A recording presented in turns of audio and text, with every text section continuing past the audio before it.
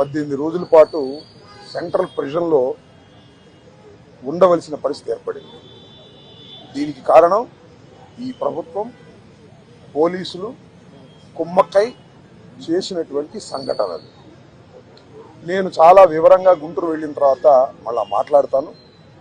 నేను అందరికీ ఈ సందర్భంగా నా ధన్యవాదాలు తెలియజేస్తున్నాను. నాకు ఎవరైతే సపోర్ట్ చేశారో ఈ సంఘటనలో, ఎవరైతే మద్దతు పలికారో వారందరికీ నా హృదయపూర్వక ధన్యవాదాలు. అలాగే కొంతమంది మద్దతు పలకలేదు, వారికి కూడా నా ధన్యవాదాలు. వారు ఏమన్నారంటే పెద్ద మాట అన్నారు, దానికి కూడా నేను గుంటూరు వెళ్ళిన సమాధానం చెప్తా. అదేమన్నారంటే అసహ్యంగా మాట్లాడితే దాడులు చేయరా అని. అసహ్యంగా మాట్లాడితే దాడులు చేయదలుచుకుంటే ఎంతమంది మీద చేయాలి? అసహ్యంగా మాట్లాడే వాళ్ళ మీద. అది ఒక అంశం.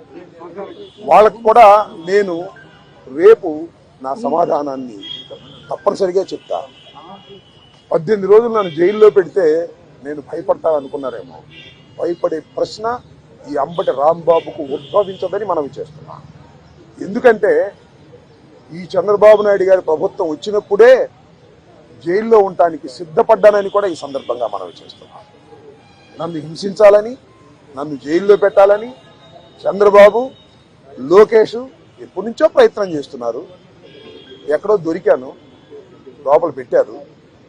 చూద్దాం, టైం విల్ కమ్ అగైన్. పరిస్థితులు మళ్ళా మారతాయి. ఈ పాపానికి వారు పరిష్కారం చేయక తప్పదని కూడా ఈ సందర్భంగా నేను మనవి చేస్తున్నాను.